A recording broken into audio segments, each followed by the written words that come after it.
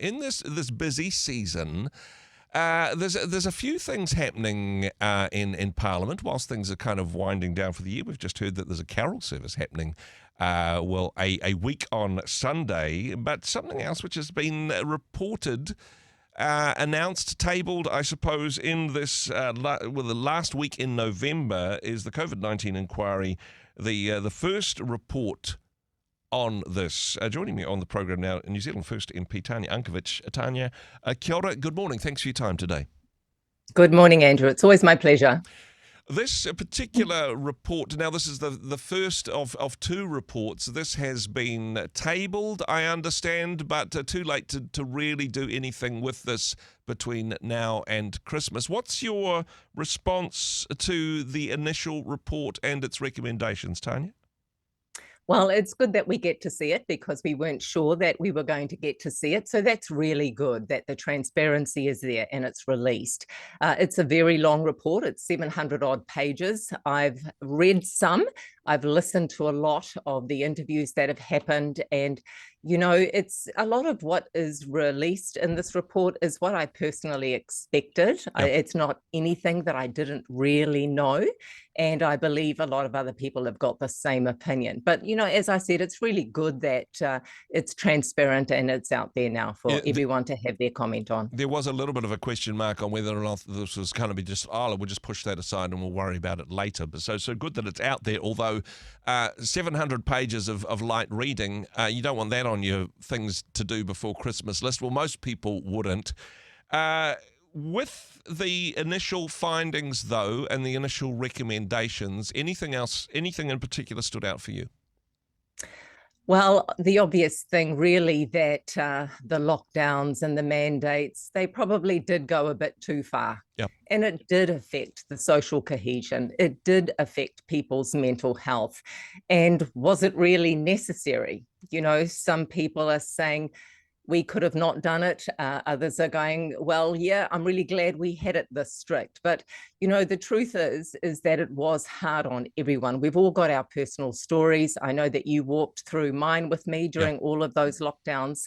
And it was a very difficult time, not being able to be with loved ones when they had final days, funerals and weddings and things like that. That's really hard on someone's mental health. So, that is something that is, for me, obvious that was going to come out. One of the things I did notice that it was reported on was that the decision makers actually had information as early as January 2022 that maybe the vaccines were not stopping the transmission. Yep. That it wasn't working as well with Omicron once Omicron came through the country. So I found that a very telling piece of information, yet still we were locked down and still people weren't listened to and heard. And people lost their jobs, their livelihoods, their careers over a vaccine which wasn't effectively stopping the spread of the disease. This is the information that is out. As I mentioned, this is part one of the review process. As soon as this first report is tabled, the second part of the process starts, and that's underway already, I understand? Yes. Today, phase 2 starts. So this is going to be what New Zealand First really campaigned on, and we secured in the coalition agreement. And that is to actually now look at other issues that the people really wanted to be heard on. And that was, the vaccine safety, efficacy, the procurement procedures, but also those people who haven't been heard, who have been harmed by the vaccine. Yeah. And they are out there, many of them. I speak to them regularly. So this is the now phase where they will be able to really share their stories and what life is like for them now, what it was like for them before, and what their future looks like. So it's important that their stories are heard. This, I suppose, the timing of this, and it's good to be able to say, hey, it's not too late to have your say. Just because one part of it is out, the second part engages as of today. People can still make submissions. People can tell their stories. In fact, this whole process is set up to encourage people to be able to share their stories, for them to be part of the inquiry and the research of what happened during those years.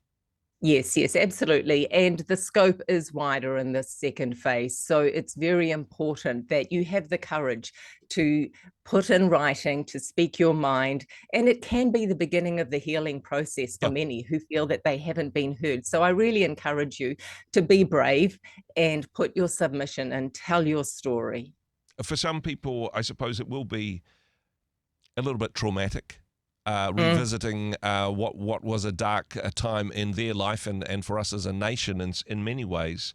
Um, but important to tell the story anyway, to go back to revisit how we felt, to tell the story of for some people they may have moved on, for other people they're possibly still stuck with the consequences of what happened.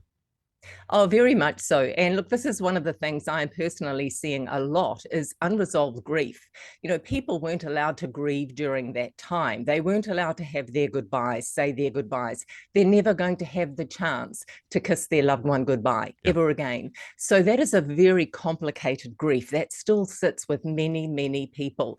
And don't take it lightly, and give yourself permission to grieve now. Get the support that you need for sure, but really give yourself the permission to finally face this, because you do want to be able to move through your life again. It might be different, Yeah. but please try not to be stuck. That's one thing I would personally encourage people to do. Some people just want to move on. Some people just want to say, "Oh gosh, that was a unique time, and okay, we made some mistakes, but what's the point in going back and dragging that all up now?"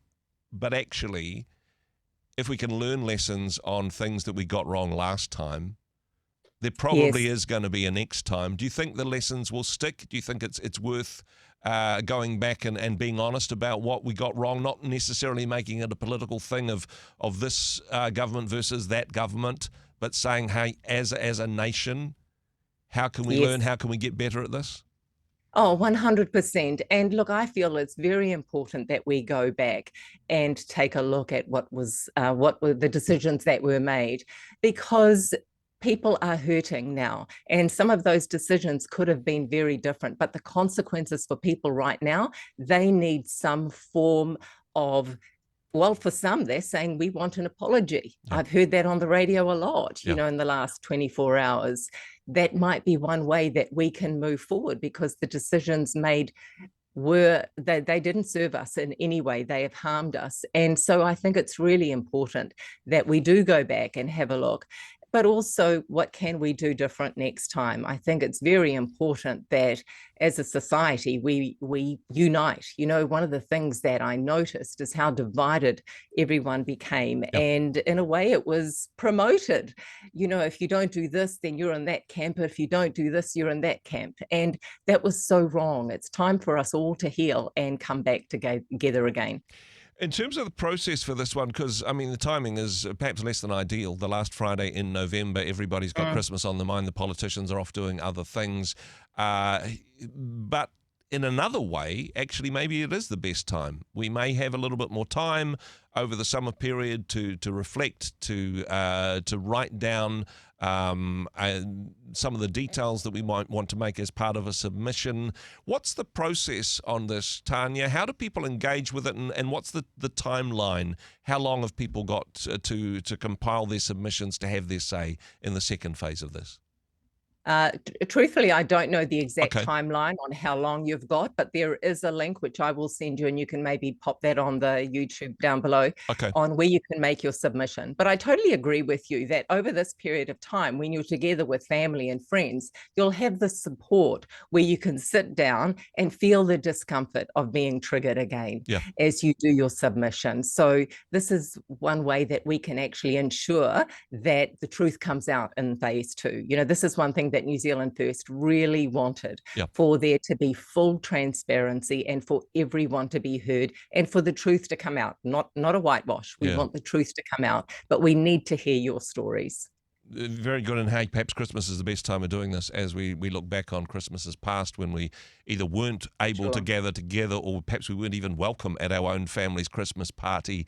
An appropriate time to reflect on what that meant for you personally. And honestly, people will be able to Google this, I suppose, and find out, engage with government websites as to the process for this. But if we can get that link, we will put it up on I'll the send Rhema it to you. website as well. Yeah, I'll definitely send it to you. And yes, I do encourage people now to do this. I know that I will sit and reflect as well myself. Yeah. So it's a step forward in healing. Tanya, I know this is a personal story for you as well. Thank you for the work that you're doing and for advocating in this space. Thank you for taking the time in amongst the busyness to chat with us today. Kia ora, thank you. It's always my pleasure. Thank you. Hey, thanks very much for joining us in the Rhema studio. Thanks very much for watching the interview. It's kind of nice to have an audience, actually. And if you did like what you watched, then do give us a like, do give us the thumbs up. And if you'd like to see more interviews like that one, or perhaps even better, subscribe and those interviews will come straight to you. Don't forget to turn on your notifications, and we'll see you in the next one. Cheers.